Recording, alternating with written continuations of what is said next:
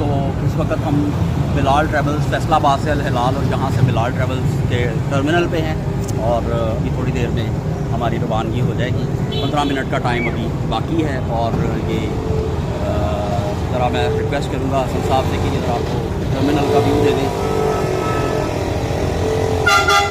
और ये जो जगह है जी, ये मेन सिटी एरिया के बिल्कुल नज़दीक है। यहाँ से अप्रोच आपकी आसान है। हर किस्म की ट्रांसपोर्ट, पब्लिक ट्रांसपोर्ट आपको जो है वो 24 आवर्स अवेलेबल होती है। और इसी के साथ बाय बाय, अपना बहुत सारा ख्याल रखिएगा।